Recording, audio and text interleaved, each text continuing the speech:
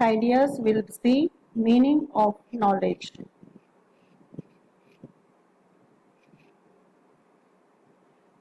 Data and expertise that a person has earned via experience or study. Understanding about a subject that is either theoretical or practical. Experience based understanding of a situation or information such as awareness or familiarity.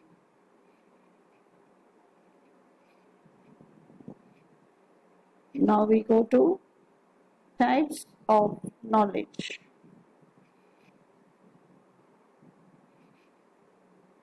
First is explicit knowledge. What is an explicit knowledge? Explicit knowledge is recordable, can record it, communicable, and most crucially, teachable to outsiders. Any knowledge that is simple to communicate and comprehend qualifies this explicit knowledge. Documents, examples we are seeing: documents, libraries, books, videos, white papers, and other written or spoken communications are all places where explicit information is kept. When information is successfully transmitted, company process go more quickly and encounter fewer obstacles such as lack of required knowledge or expertise. So I hope you understood about explicit knowledge, that is stored somewhere, and if this helps easy for communicate and also easy to understand, like our libraries, books, videos, etc. Now we go to the second one, implicit knowledge. What is implicit knowledge? It is nothing but more complicated idea that comes from practical experience. It may be recorded and communicated, and it is acquired via experience. Examples of implicit knowledge are knowing how to walk, drive a car, or flying kite. Now we go to tacit knowledge. Information gained via experience that a person cannot recall or communicate is referred to as tacit knowledge. Similar to implicit information, tacit knowledge cannot be documented or stored. For example, acquiring bike riding skills. How would you respond to that now? It is impossible to adequately describe how this expertise was acquired, and it is challenging to impart to others. Tacit knowledge accurately explains this. Now we go to the declarative knowledge. Declarative knowledge is used to describe static facts. It might be informed based on ideas, beliefs, events, etc. It is also known as propositional knowledge or descriptive knowledge. For example, you anticipate new teachers to have declarative knowledge of both school culture and position they have been hired to fill. Next comes the procedural knowledge. Procedural knowledge, sometimes referred to as imperative knowledge, is the antithesis of declarative knowledge. It provides information on the numerous approaches to carry out a certain activity as well as solutions to how-based queries. It is implicit knowledge since procedural knowledge is acquired by experience. For example, riding a bicycle. Next comes the a priori knowledge. A priori knowledge is knowledge that is acquired without the aid of any data or personal experience. It comes from solely logical or abstract thinking and is a non-experiential sort of knowledge. Nevertheless, one still requires a certain amount of practical experience in the subject to mold a priori knowledge. For example, hexagons have 6 sides. A car is a vehicle.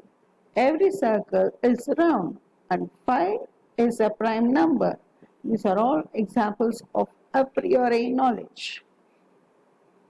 Now we go to a posteriori knowledge. A posteriori knowledge is obtained from experience as opposed to an a priori knowledge. Only when someone has witnessed a specific incident can the information be reasoned and properly described. Since a posteriori knowledge strongly relies on how individuals interpret their own observations, it is regarded as the most subjective sort of knowledge. A posteriori information cannot be used in teachers' knowledge base, but is also cannot be ignored. It's a crucial element that fosters innovation and opens up fresh possibilities for teaching. It's essential for driving digital innovation and tackling more complex, difficult to solve teaching issues. So we have seen about the type of knowledge. My dears, I hope you understood about the type of knowledge, right? So now we are going to see the emergence. Next is emergence and development of knowledge, subject and curriculum in school context.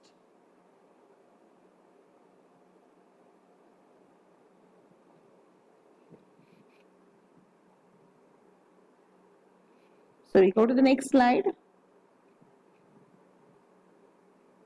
Next slide is about emergence and development of knowledge, subject and curriculum in social context. Right? The first one is development of knowledge, subject and curriculum in political context. Right, dears? So, we'll be seeing about the first one. What is this? Development of subjects and curricula is crucial in today's knowledge for a nation's social, political, intellectual and economic well-being. It also offers solutions to some of the most urgent challenges facing the globe today, including those related to the environment, politics, socio-economics and other topics including poverty, climate, climate change and sustainable development. The social system of education is among the most effective ways to spread and maintain new advancements. The knowledge of society as a whole is passed along through education. It provides the information from the past necessary for each new generation to meet possibilities and challenges in the future. It inspires the younger generation to work harder by demonstrating the opportunities that lie ahead for them. Some development of knowledge, subject and curriculum in social context are as follows.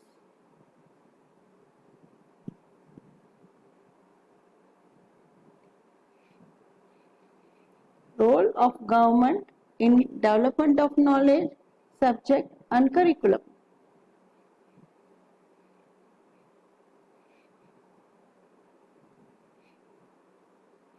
Ways to develop knowledge, subject and curriculum in intellectual context. Significance of development of knowledge, subject and curriculum in intellectual context.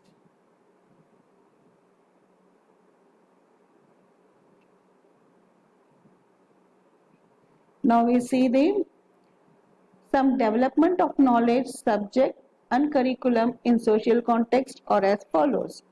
Children learn how to respect others' rights, means their children will learn how to respect others' rights and have compassion for them.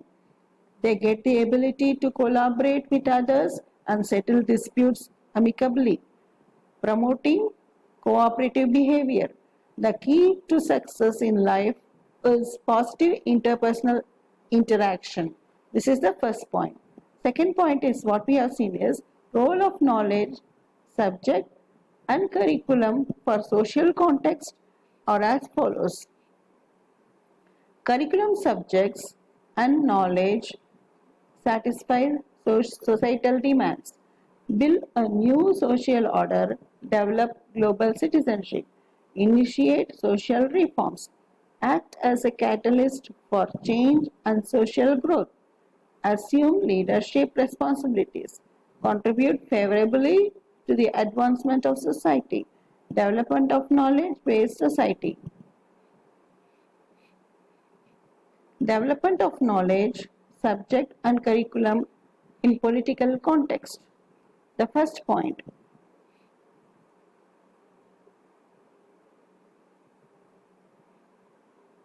Okay, so we go to the previous one. The first point. Belief in democracy and instruction in democratic citizenship for national unity and international understanding. National development via industrialization, increasing division of labor, use of management techniques, improved technology and expansion of service sector, treating everyone with respect and dignity. Okay, I'll do one thing.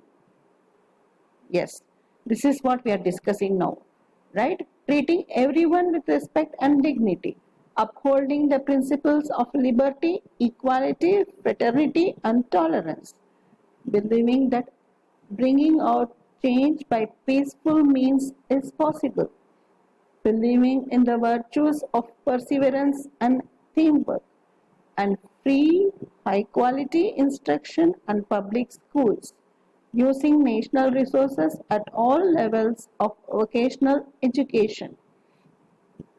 Next one is role of the government in development of knowledge, subject and curriculum. Elementary education for all, nationwide initiative. Oppressed and disadvantaged people come first. Particular focus on the education of girls. Encourage active learning, joyful learning and vocationalization. Generous scholarship and loans for schooling, striving towards educational greatness, that is excellence. Ways to develop knowledge, subject and curriculum in intellectual context. Give kids options. Embrace and promote innovative through arts, music, movement, dictation, telling stories, creative new ones. Enhance your language skills to assist kids in making sense of it.